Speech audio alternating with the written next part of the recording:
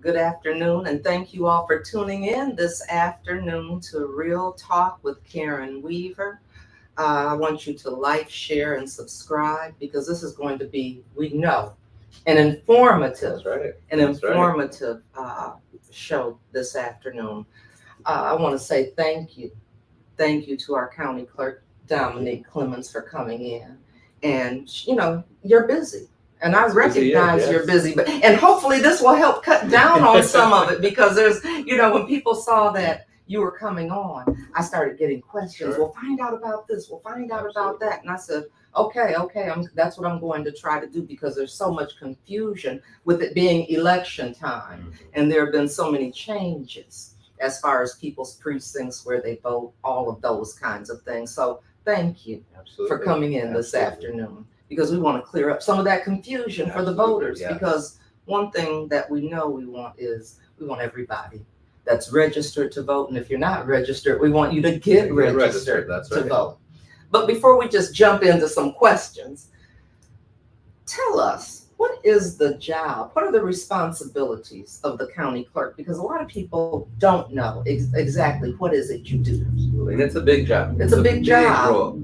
So again, my name is Domonique Clemons. I have the honor of serving as the Genesee County Clerk and Register of Deeds. Okay. It's a combined position. So about 10 years ago, the County Board of Commissioners combined the position of County Clerk and Register of Deeds. Okay. So there's a lot that we do. We have three major divisions that we oversee. I'm going to talk a little bit, very briefly, about which each of those divisions do. But this is generally an elected position. Yes. And the position of clerk and register is on the ballot this year, along with all the other things that are on the ballot.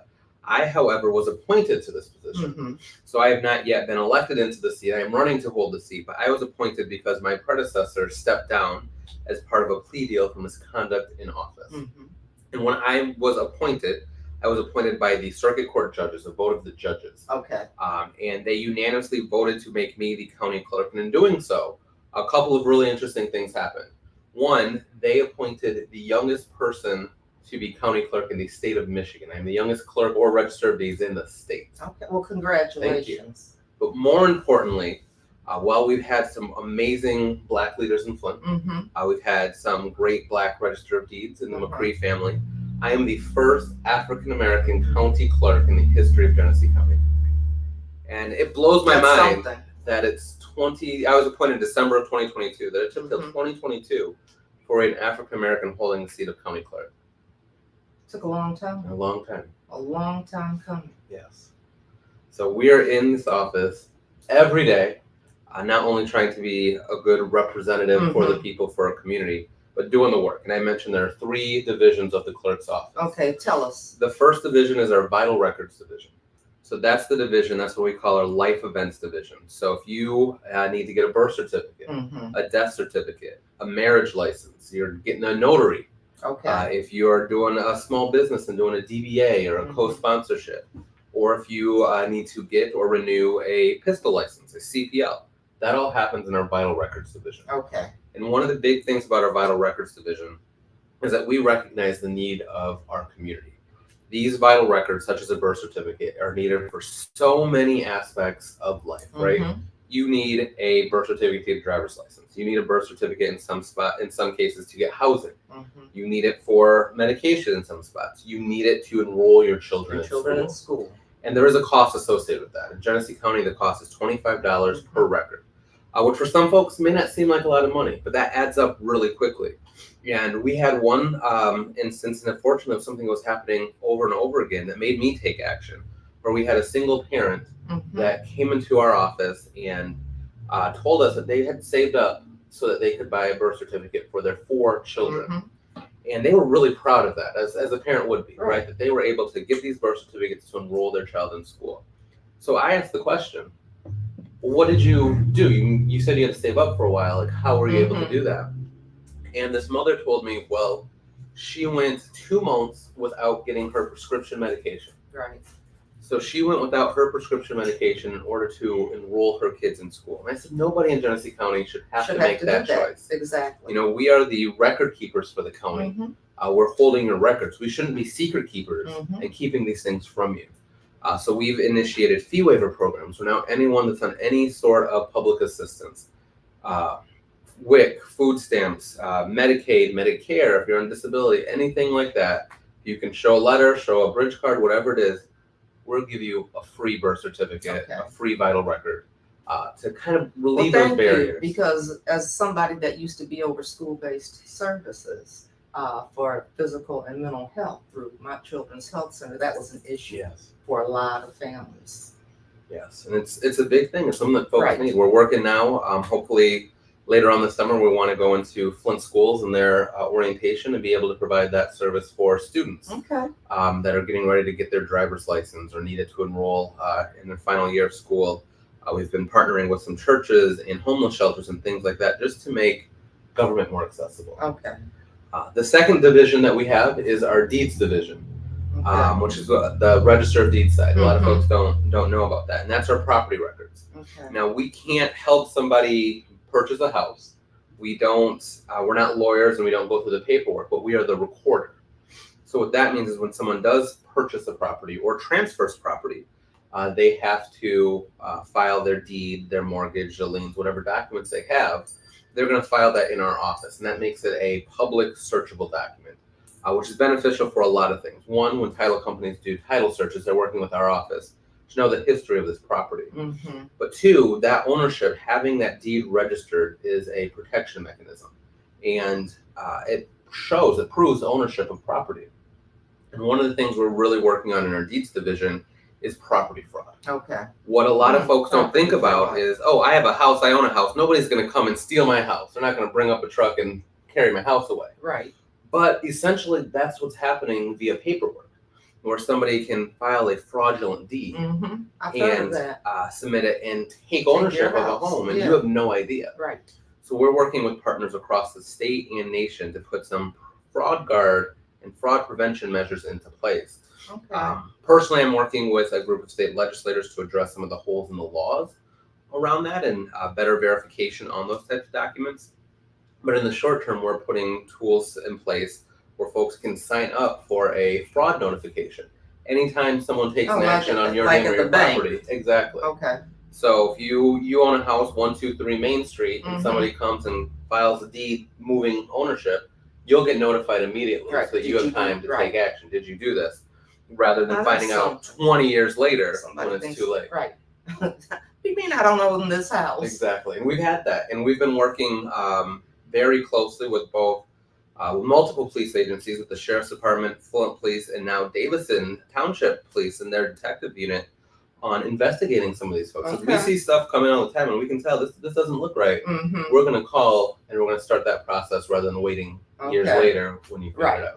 When it's late. Late. Those are two divisions, very busy divisions, but not the busiest. I was gonna say this is the one we're waiting to hear about, because I know this is what's keeping you extremely busy right now, and there's a lot of talk out in the community. That's So right. go ahead, let's talk So about that it. third division, as some of you have probably gathered, is the elections division.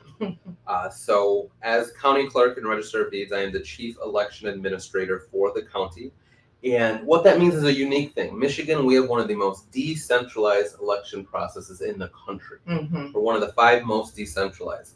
And that means that the state government has a big role in our election process. They set all the standards. The Bureau of Elections, we have to coordinate everything we do with them. We have a state board of elections, a state board of canvassers that approves and certifies everything.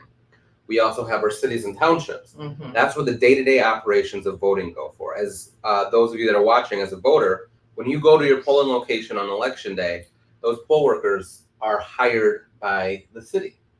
Those ballots that you get that get mailed in, they get mailed to you from the city. Now, my role as clerk is kind of that in between. I'm the intermediary. So I handle the filings. Okay. Candidates filing. If you file for city office, you'll file at the city, but they have to send that to me to approve. We do the campaign finance. So those that are running for office, we handle your campaign finance reports. I know you're familiar with all of that. Yes. But as the county clerk, we then program, we print, we approve the ballots, we then send the ballots to locals to print out. Okay. So we make sure that the ballot wording is correct. We make sure that it works in the machines. We program the machines. And then the big thing is we are the pre and the post side of elections. So the risk limiting audits, the public accuracy testings, the accuracy audits that happen throughout the election process, we facilitate that. to make sure that our election process is safe and secure. We also are the ones that, once election day happens, each local city or township, they count the votes. And by count the votes, that means they hit the button on the machine. Right. And the tape comes out and it's a digital format. They bring that to our office, and we're the ones that compile that and display the votes. We don't want every single city saying, you know, President Biden got 12 votes here, 12 votes there, and then you have to add it up. We do all of that work. We compile all of the data. But because the city and townships are doing the initial counts, if you will, it's the county's responsibility. We oversee the recounts. If there's an election that's really close, or anybody can request a recount. It seems the last 3 years, every year without fail, we've had some kind of recount. It hasn't changed election results, but that's everyone's right to see that. And it's another instance that shows that our elections are accurate. And the big one, of course, is the other R word, recalls. The county is heavily involved in the recall process.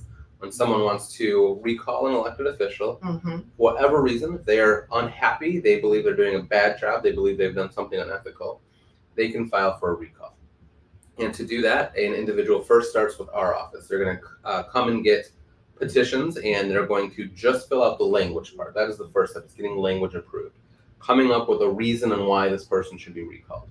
And then there's a board called the Election Commission, the County Election Commission. That's comprised of myself, the county clerk, the county treasurer, and the county probate judge. And we have to meet and determine if that language is clear and factual in nature. And if we say, yes, it's clear and factual in nature, then that person has the opportunity to go and start collecting signatures. You then turn those signatures back in to the county's office, and then we either can review those signatures ourselves, or we can send them to the city or townships to review. Typically what happens is we send those signatures to the city or township clerk's office to review. We'll do a preliminary check, we'll have them do a main check, and then we do a final check. We have transitioned our approach to that a little bit with this most recent recall, and that we have kept it all in-house. We've recognized that we have greater capacity. We have more direct connection with the State Bureau of Elections, that we are able to more effectively, more efficiently, and more accurately count through those recall petitions. So for the city of Flint, I've been keeping that in-house. School districts that are much bigger, multiple municipalities, we will split those out between the municipalities. So Davison School District, for example, falls in Richfield Township, Davison Township, the city of Davison. We'll work with each one of those townships to help us get that information, count, and make sure we have accurate information for a recall. And there's a whole lot of recall going on, and we're probably going to talk about that. But when you first started talking, you said when you go to vote. Let's start there. Yes. Because there's been a lot of confusion around where do you go to vote. Before you do, yes, let me get some of these questions out. Oh, wow. We're about to go to a different question. Okay, well maybe they have the same question because I was getting. So we're about to. But remember where you're at. Yep, okay. Remember where you're at. AC Dumas is watching. He said, "Why were the precincts changed in Flint from 61 to 54 to 44 now to 29? Who changed from 44 to 29? Unheard of. Questions. And what is 2SP?" And then Miss Hanifa said, "Good afternoon, hey, Queen Kathleen King." All right. So I'm going to take that second question first. So he said, what's 2SP? 2SP. And this is probably going to, have even more in-depth conversation about that later. So on some ballots in various wards, there's a split in wards. So this is where we have that old ward, new ward. Which is the whole conversation, yeah. Right, because I have something to say about that. So on the ballots, there are some precincts that the precinct now, the way that the precinct is drawn, part of the precinct's in one ward and part of the precinct's in the other ward. And part of the precinct that's in the ward that has a special election or a recall is labeled SP. So when you go to your polling location, if you're in whatever precinct that is, they're going to look you up and they're going to say, oh, you live on this street, you're going to get the 2SP ballot. That's the ballot that includes the special election or the recall election. Oh, you're not in that ward, you're going to get the separate ballot. So that's just the classification of that. So folks that should be voting in the recall or in the special election, they have that on their ballot. That was one of the questions, because people said, how do we even know if we're getting the right ballot? Right. Because I was talking to a person that thought that they had a new council person. Mhm. And I said, no, you don't. I said, you're still in the first ward. That doesn't start until 2026. Yes.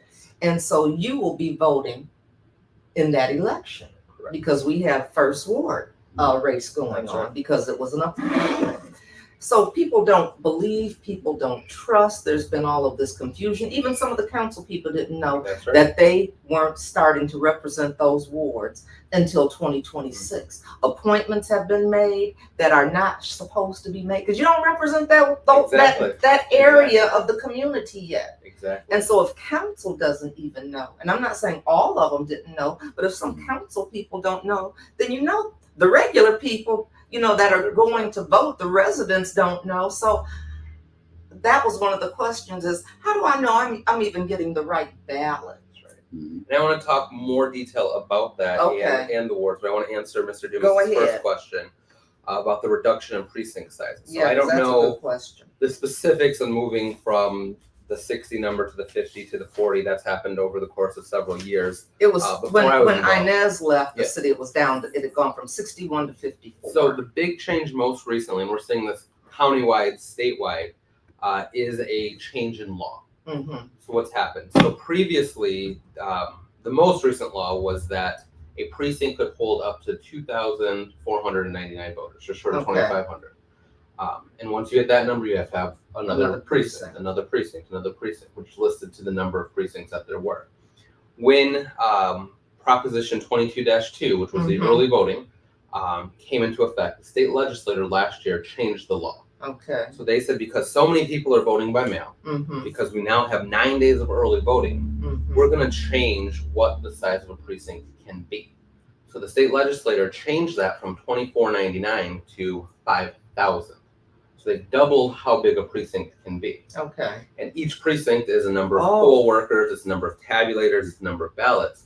So a lot of cities and townships, not just the city of Flint, have consolidated because they now have 5,000 voters per precinct rather than 2,500 or 2,499 to be exact. So we're seeing that all over. Grambling Township, for example, I believe went down from 18 precincts to 9 or 10 precincts. I was mentioned the city of Flint now has 29, and they previously had, was it 41? 44. They were at 44. At the last count. So that's what the impetus was to make them go down to that.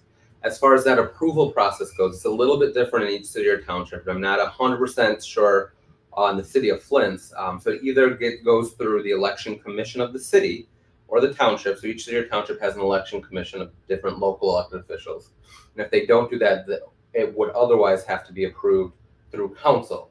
So the city clerks or your township clerks, they go through that process. They meet with their election commission or their council. I believe in the city of Flint, the election commission, which would be the clerk and usually 2 other people. Okay.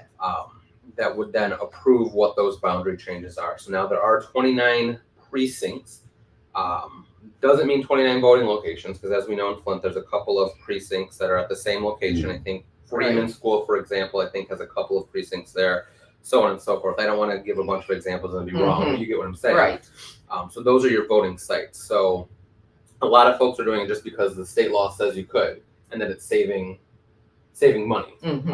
One of the things it's hard, and where there's a balance that has to come, is that balance between, all right, we can save $100,000 by consolidating precincts, but what is the cost to community? Are we making it harder for people to vote? Are these polling locations, are these precincts on a bus line? Are they at an easily accessible place? I don't know how the city made that determination or how they went into effect. They did ask our office for maps and information, and we gave them an auto cut of like, this is where things are. You could, combine these precincts. And that precinct combination has nothing to do with ward changes, right? That precincts are just your voting locations. Now, this is where some of that confusion gets into. If we're ready to go into a little bit of the new word let's stuff. do that. So a lot of moving pieces happened within the last 2 years. It's causing a lot of confusion. And usually we would have 1 or 2 of these pieces happening. We'd have multiple. The first thing that happened, it's not quite the order, but one of the things that happened is that the city of Flint had a charter commission. And that charter commission changed the city charter. And in part of changing that city charter, they moved the year of elections for city council members. So city council races used to be in odd years. They moved it to even years. In doing that, they gave council an extra year. right? So we have council members that are serving, like it or not, serving a longer They term. did 5-year terms. Right. Now, on top of that, what was happening is redistricting. Redistricting happens every 10 years as part of the census. The census happens, and then we take that data to redraw districts to make sure each district is the same size. In Flint, we have wards. So the city of Flint had to redraw their ward map, and I do have no idea the process or the decision making or who made those proposals. I do know it had to go through and get passed by council. And those ward maps would go into place on the next election. Again, that charter change means that next election is later. So there's more time. So that caused a little bit of confusion. All right, we just redrew, but these new districts don't go into effect until 26 because of the charter change. So that's a year. The thing we add on top of that, a lot of folks, all right, new district's not a big deal because there's not an election there. Now we have elections because we've had recalls that have gone through. We've had, unfortunately, council members who have passed. We've had council members that have also resigned. So now we've got new districts, longer terms, and we've got recalls. And then on top of that, we've got the state law change with precinct changes. So all of this is happening at the same time. It's causing a lot of confusion. And so what is the plan? Because it doesn't feel like, a lot of people, I've talked to a lot of people, they feel like they've been disenfranchised.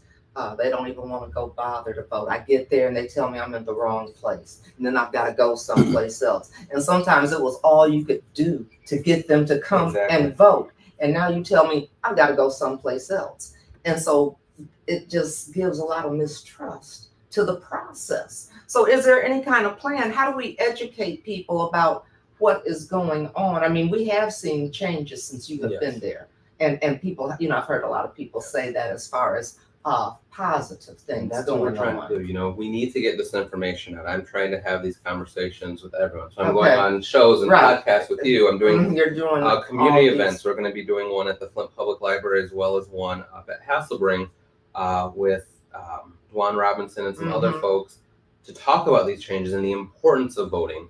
But we're also putting out some resources. And one of the things I have to balance in my job, and I have a hard time finding that balance, is that I am the county clerk and that I have a role for the entire county, and that some things are not my jurisdiction, some things are not my role. I don't want to overstep. But at the same time, I think the example is when I saw the city of Flint, for whatever reason, unable to put out the information, unable to communicate that, either by choice or resources, I don't know. I don't want to make assumptions or allegations. I took it on myself that we need to get some more information out. So like I said, we've been having these conversations, but also on the county clerk's website, and this is a little unconventional, I put an entire page just dedicated to the Flint recall and special elections. Okay. So if you go to the Genesee County Clerk's page, you click on the elections division.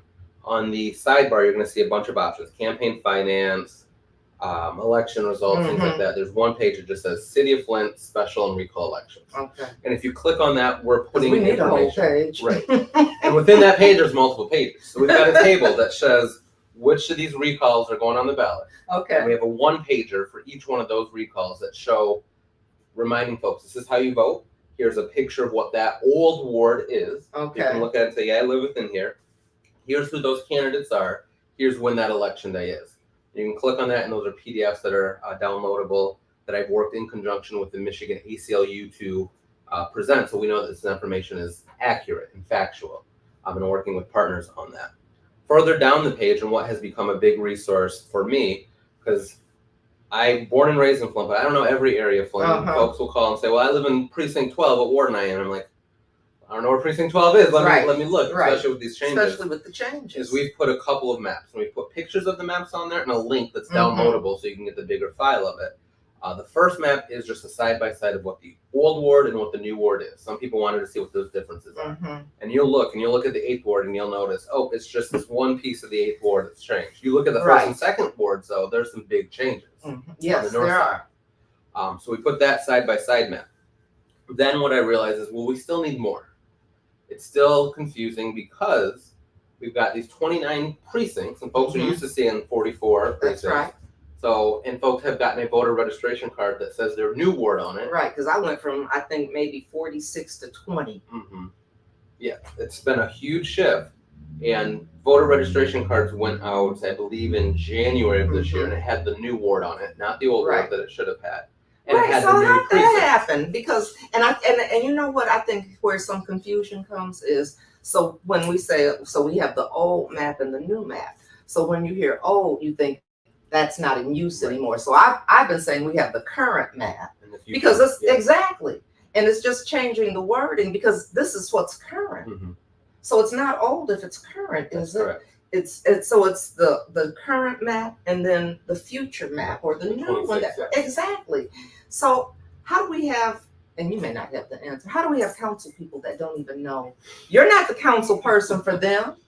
Yeah, and that's a conversation I've had with council members because there's council members that told me, well, I voted for a new map, so I represent that. And my response to them has been, I hear what you're saying, Mm-hmm. but we've got to think through this logically, right? Mm-hmm. The voters, Right. we elect the council person. A council person doesn't say, I'm going to change my district that I'm representing right now. Right.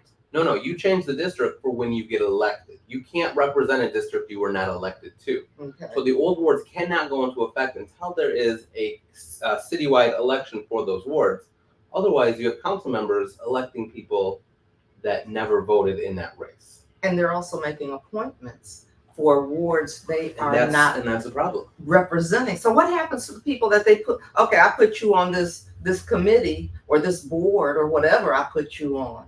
And I didn't have the authority to do that because I am not your, I'm not representing your area. So what happens? And that's the question I don't have the answer to. Okay. That's something that the city has to work out between council, their appointed members, Lord. and the city attorney. Oh, yeah, okay. So and that's how not, they work that that's process not out. gonna happen. And if people stay on those boards or get removed, or if there's legal challenges, my office wouldn't be involved with that at all. But with the election side on that map, as I was saying, I recognize, all right, we've got these voter cards with new wards that have new Mhm. precincts. The new precincts stand, because again, Right. precincts are independent of wards. Okay. So what we did is on our website, the last map, and this is what's been the most useful, is a map of those 29 precincts. And they're divided out on the map. But then it's color coded with the current Okay. wards. You like that? I do like that. So you can look and say, all right, I've just got this voter card and it says I live in precinct 1. Mm-hmm. And I can look on that map and I can find precinct 1. And precinct 1 is colored in yellow. Oh, yellow is the first ward. Okay. I'm in the first ward until 2026, where I might be in a different So ward. where do we get some of those? So that's available on our website. And then we have to print it out. And print it off. I can also print some off and make them available Because I'm in our thinking, office. Yeah. So I'm thinking because a lot of people that vote happen to be seniors. Yeah, absolutely. They vote. Mhm. Seniors vote. They may not be on their phones Absolutely. doing this stuff. Absolutely. And we so, can get wow, copies that's what, and, okay, and I we see. can provide them. Seniors don't necessarily have computers. Why not send a card or letter? Yep.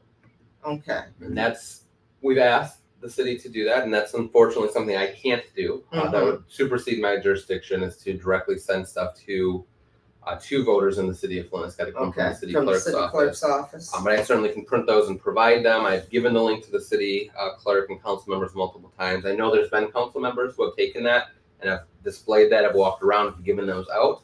But now when it comes to the actual voting, yeah, we got maps. Okay. But there's more things that the folks that are online, and again, not everyone's online, right, can do.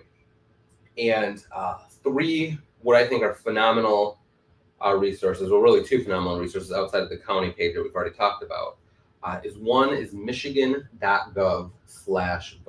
Michigan.gov/vote. You all hear that? Michigan.gov/vote. And if you go to that website, there's a bunch of options you can do there. This is the website you can go to see if you're registered to vote. This is the website you can go to see if you've got a mail-in ballot. Did that ballot get mailed to you? Did you mail it back? Is it in the post office? Has it been received? But also, this is where you can go to see not just your specific sample ballot.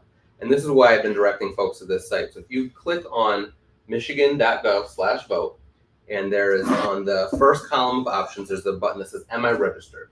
If you click on that button, it's going to ask for your information, your name, your address. You put that in. If you are registered to vote, it's going to say view sample ballot, not a sample ballot, your sample ballot. Okay. So you can look, and it's going to tell you your new ward that you live in. That's what the state has. So it might say you live in this ward, the future ward.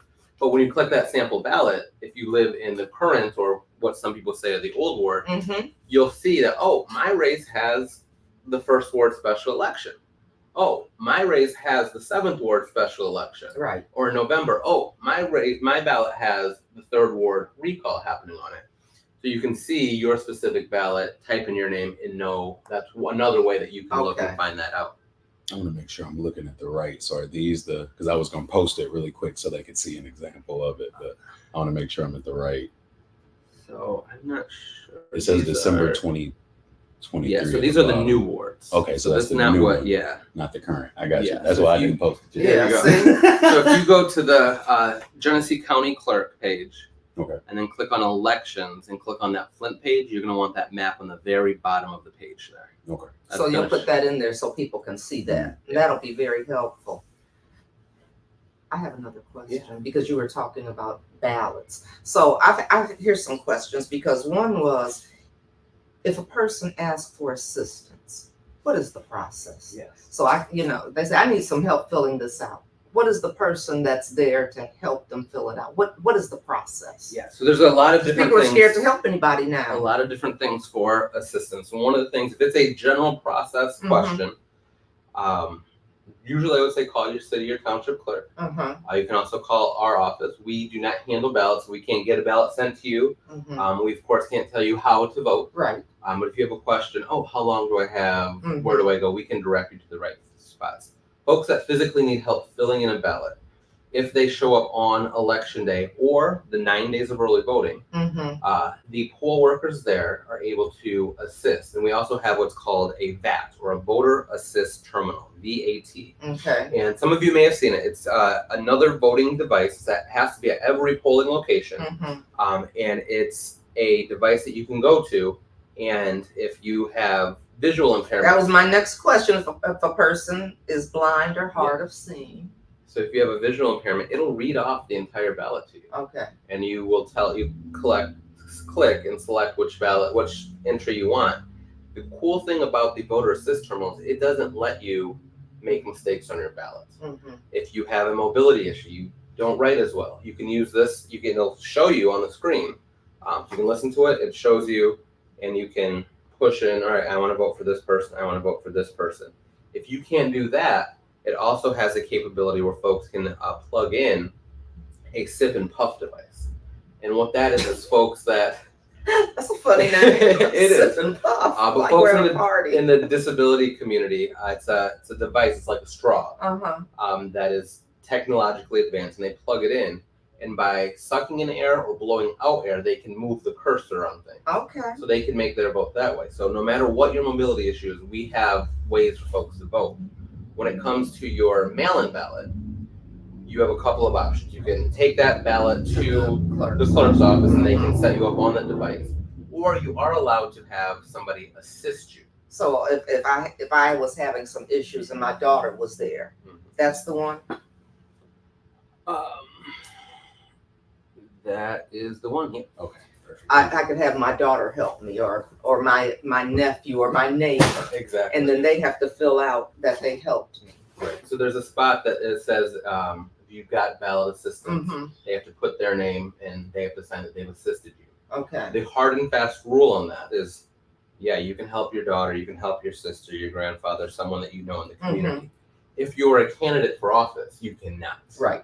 You cannot assist someone else when they're ballot if you're on that ballot. Right. Just like you can't be a poll worker if you are on the ballot or if you have a direct family member that's on the ballot. Okay. So me as county clerk, I'm on the ballot this year across the entire county. My mom, my siblings, they help can't any be of poll them. workers. Okay. They can't even work at the polling location. Now, City of Flint, let's say the council member in one of the wards in the City of Flint, they or their sibling want to be a poll worker. They can be a poll worker in a different city, but nowhere they're on the ballot. Okay. So I have another question. Sometimes as people age, their writing changes, or they've had a physical issue, they've had a stroke, they've had something, their hand, arthritis, just different things that happen. I broke my hand. Yeah. I mean, how do you sign and then you're told the signature doesn't match? Yeah, But it's my signature now. That's an important thing. And now we're talking, this is only applies in the mail-in voting, right? If you go on an election day, you don't have have to worry about Right. The best practice, which isn't always the easiest, Mm-hmm. is if you know your signature has changed, especially if it's a permanent change, right? Mhm. You've aged, you've got a mobility issue. The first thing I always tell folks is you should update that with the Secretary of State, Okay. right? That signature that's on your driver's license at the Secretary of State, that's the same system as our elections. Mm-hmm. If you update that, we now have an updated signature. Okay. And it's not just that you got old and your signature's gotten worse, right? When I first started driving, I got my driver's license at 16. Mm-hmm. My signature now at 31 Right. looks different than it did at 16. Right. So I did go in and update that so that I could sign things. Okay. Now the other option that's usually a little bit easier, we know sometimes there's some challenges getting into the Secretary of State's office with waits and appointments and all of that, is your city or your township clerk. So you can go to your city or township clerk and they can put an additional signature on file. It's called a secondary signature. Mm-hmm. It doesn't update it in the Secretary of State system. So if you're dealing with contracts and driving and stuff like that, you still have to deal with that whole separately. But your local clerk now has on file a secondary signature. Okay. So they can see that main one and they can say, these don't match. The secondary one comes up and they say, oh, that's exactly matched. Mm-hmm. We'll accept it.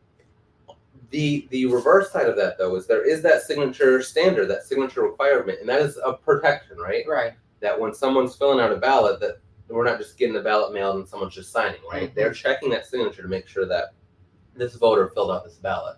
Same thing with recalls, right? Mhm. This person signed the recall. So that signature requirement is there to protect the right to vote, to protect people from fraud happening.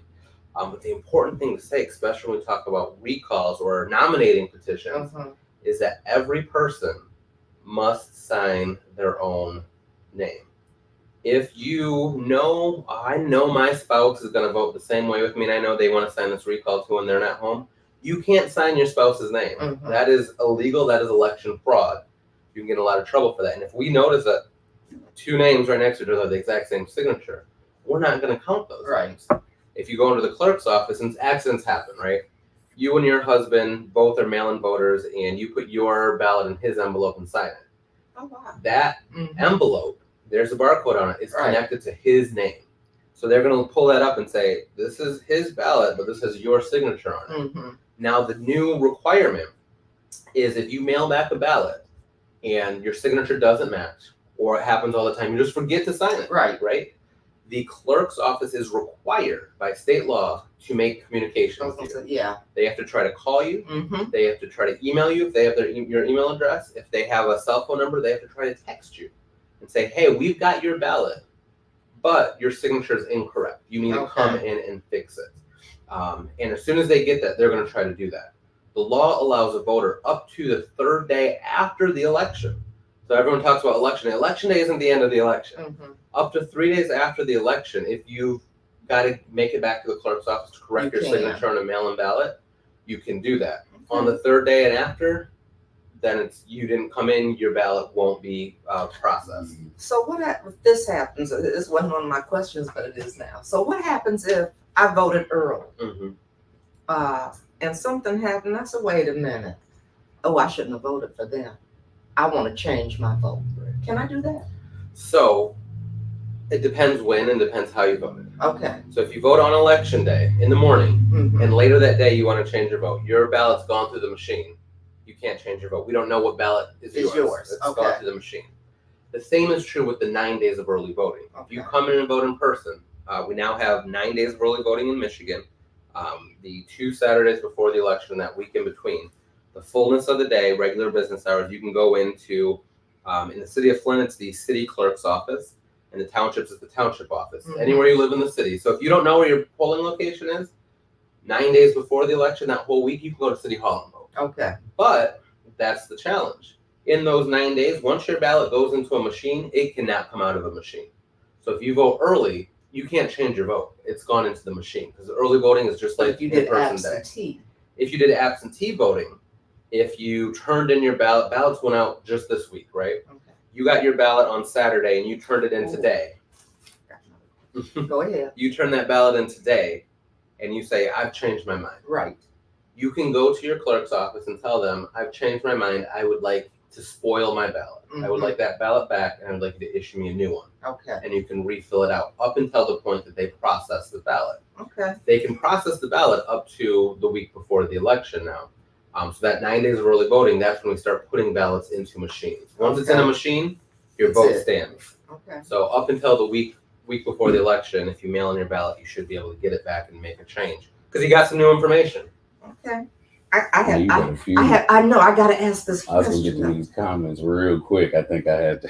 Okay. Can I? Just so y'all saw where we were at. I just got a couple of them. I just highlight real quick highlight because they them, 'cause I at have the to end. ask this question. They're at the end, so I know. they just have. Now, just remember, you're the one that's in front of us. I'll be the one to say the discretion right there. Yeah, the voters get to talk to you right now, so they don't get to talk to everybody. But yeah, we go through you right now. So yeah, so y'all politicians always tell us how to vote. Who do you want me to vote for Genesee County Clerk, Register of Deeds? Someone said, can the Flint City Clerk have someone to come to my home if I'm unable to come to the polls? Then someone responded and said yes. They came to Hurley for me. Councilman Eric Mays arranged that. They definitely can. So this is just some of the conversation in there, and then you already addressed the part about seniors and them not having computers and whatnot. So I just, like I said, I just want to catch y'all up to where they were. So this has happened where you get the list of absentee ballots that have gone out, right? Mm-hmm. You're driving up the street. You know how you go after that. And you look at, I'm making this up, 2131 West High Street. I made that up. There is no 2131. There's no house there, but ballots, you get it on the list, and that happens a lot. So how come how come it hasn't been purged? Why hasn't this voter list? Why isn't it accurate and up to date? Because that makes you wonder. Okay, so where'd that ballot go, and who's filling it out? And that's another reason that people don't trust the process, because that happens a lot more. And if you're into politics, and if you have been an elected official, or if you work on campaigns, you see it all the time. There's no house there, or that house was torn down 3 years ago, 6 years ago. I talked to a lady who said, I've lived here 40 years. Nobody by that name lived there. And that house has been gone for 6 years. And I got the ballot for them. So the first good thing is if they're on your list and the ballot hasn't been returned, that's a good thing. Right? Because that means that ballot was sent out and the post office said there's no house there. Nobody received that ballot. So the fact they're still on your list is reassuring, right? If you had the list and it said that ballot was returned. Oh, well, I don't know that if becomes a problem. So this said it's gone out. Right. That's if you're so at that point. it goes out and it could be returned to sender, right? There's no house there. It could be. So that's why it's still on your list. Now, when we talk about purging updates, there's multiple, again, decentralized system, multiple steps. Every year, the Secretary of State's office does a huge purge. Last year, there was over 200,000 across the state of people they've taken off the voter rolls. Okay. People that have died or people that haven't voted in a significant amount of time. I don't remember what the exact, I think it's 8 or 9 years. If you don't vote in 8 or 9 years, you're going to get a letter from the state saying, hey, are you still here? Are you a registered voter? We're taking off the rolls unless you call and tell us to keep you on. Right? The other thing in our office, whenever somebody passed away, I mentioned my vital records division, we handle the death certificates. So one of the things we do in our office is every time someone dies in Genesee County, every month, and then the month of the election, we do it every week. We take that list of everyone that's died, and we go into the state's what's called a qualified voter file, QVF, and we challenge each one of those registrations. At that point, it's then the city clerk's responsibility to then go and remove them from the voter rolls. So if they're still on the voter rolls, that means the city clerk's office, I don't want to say the clerks themselves, but the staff in the city clerk's office aren't doing their diligence of removing these people on the rolls that have been challenged by the county. I'll say it, they're not doing their diligence. How's that? But the state's removing folks, the county is challenging folks, and then the city's got to do that. Otherwise, things would not have been given to him to be over. I'm just, hey, call it like I see it, and I can do that. So now I have another question because, okay, I'll take my sister, for example. She's been living in a home for 10 years. And she got it again. The person that I guess that lived there before, she's been there for 10 years.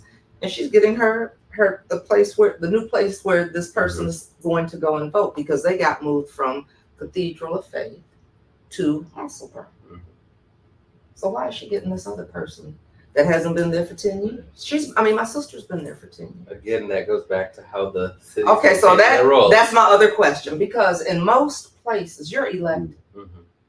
Most places, the city clerk is elected. So this is where the law is just weird, right? County and I know it has to be a charter change. Every for that county to happen. clerk is elected. Every township clerk is elected. But cities get the option. And Flint needs to do something differently, because within most cities do not elect their clerks. The city of Lansing does elect their clerk. The city of Detroit does elect their clerk, and there's a handful. Most cities don't. Flint, you don't elect your clerk. Your clerk is appointed by your city council. And then they become beholden to the council, and they're supposed to be beholden to the people, and they're supposed to be ensuring, fair voting. And that information, what we're just talking about, that's what they're there for. They're not there for the council to be their boss. And they're scared to do anything because they're scared they're going to lose their job, because everything is personal when you do those things. And that needs to be changed. And when the voters want to see that change, they could go through the charter process again, or a referendum to change the charter to make the clerk an elected position. Yeah, because I can't speak for other places, but in Flint, that'd be a good thing. Because otherwise your strings get pulled by the whims of council, and it's like, that is my boss, and it doesn't matter what the people need, what the people deserve. And so I just had to say that. And I know we're almost out of time. You're running. I am running. Talk to us about that. You're on the ballot. So I'm on the ballot this year in the August primary. So Tuesday, August 6th, or the 9 days before Tuesday, August 6th, if you want to early vote. Or if you want to vote by mail, ballots are going out this week.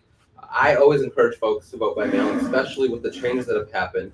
Voting by mail, my ballot came to me. I mail it back. I don't have to worry about polling location. Right. I do have a primary opponent. I have another Democrat that's running against me, who, quite frankly, to be a little bit political, isn't a Democrat at all.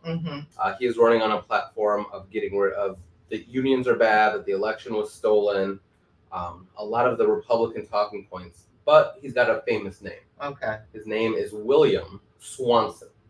And no relation. No relation. Let's say it. No relation to our sheriff, but is trying to confuse people. Well, and that's confusing to people, because people go by name recognition. That's what are you laughing about? It's something in there, huh?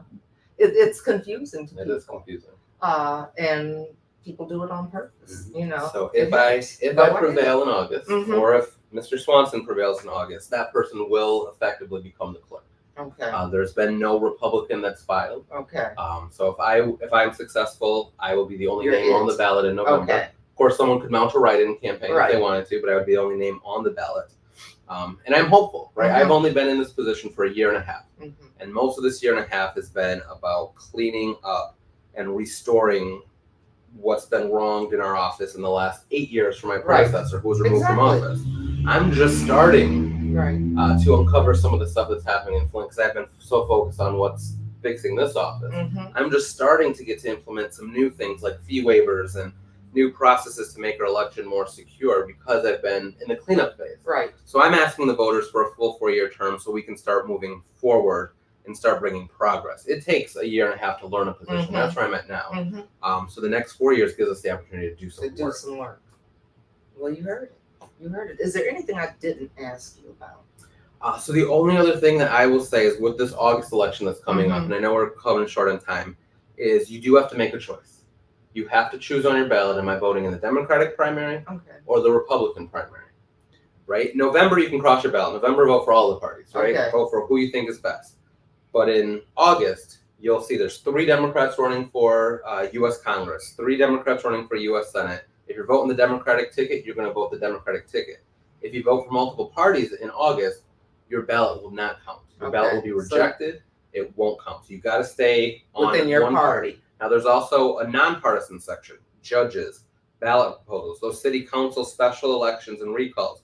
Those are nonpartisan. Everyone votes in that, but fill out either the Dem Party or the Republican Party, and then also fill out the nonpartisan section. Okay. And people need to know that. Yes. So you have to flip it over So this is going to be a two-sided ballot. Okay, Yes, there's a because lot of sometimes questions. people forget Yes. to, they're like, I didn't flip it over. I've heard Two that sides. before. All of those proposals, the Yeah. countywide millages, where your tax dollars are going, a lot of that's going to be on the second page of the ballot. It's a big ballot. There's a lot of questions. It's a 20-inch ballot, long paper. I'm gonna get something that I want to put in the chat too, because I know we're running out of time, but I want to get this from you, and maybe I'll have to get it before you leave. But people asked what were the contribution amounts have changed for local. Yes. So I can provide you the link to all of that. Okay. Each race is different. So for Okay. countywide, my race it's 8,000 and some change. Okay. For local races, it's 1,250, I believe, for an individual. Okay. I'll give you the exact people numbers. have asked, what are those numbers? Because just like everything else has changed, we know how much you can get as a contribution. Those numbers has have changed. increased. Okay. So that's good to know. That's good to know. And then a quick And question. Somebody go ahead. said, if you're running for office at a vacant house, or if a candidate is running for office at a vacant house with no water, utilities, all this other stuff is out, like pretty much how do you report it? Yeah. So it should be the city clerk that's checking to make sure that someone that's running for office lives in the district, lives in the ward they're running for. Challenges can always be made at the Michigan Bureau of Elections. That's the Secretary of State's office. And if challenges aren't handled the right way, there's always the option for legal remediation where you can challenge it in court. There you go. Perfect. That it? They said must view, update election information. And I'm gonna put this map up here just because I took the time to go find it. Okay. So that is the current precinct map, correct? Yep. That they will be The okay. updated 29 precincts with the old or current pre-2021 wards. I just thought of that last night. Yeah. I said it's current. It's current. it's the current one and then the future one. Mhm. And I think that's why people got confused, because if I said, well, that's the old map. Okay, so well, I don't need the old map because that's not, but it's in play. It's current. And so I just want to take this opportunity to thank you for coming and helping to clear up some of this confusion, because there's a lot. We want people to trust the process. We want everybody to vote. If you're not registered, we want to get you registered. But we want people to believe in the political process and feel like their vote mattered, and it got counted and they got to vote the way they were supposed to be able to vote. And so, like I said, I've heard a lot of good things since you have been there in cleaning some things up. So much luck to you for sure. Thank you. And thank you for having me on. If folks have additional questions, they can always reach out to my office. You just look up Genesee County Clerk. The first link that'll come up is our website. It's got our phone numbers to each of our divisions, as well as my administrative phone number. And my email address is just my first initial D, last name Clemons @GeneseeCountyMI.gov. Try to answer questions the best we can or direct you to the right resource to get what you need. And don't forget, August 6th, August 6th. exercise your right to vote. Your vote is your power. That's right. Thank you. That's right. Okay, thank you all for tuning in. We'll see you next time on Real Talk with Karen Weaver.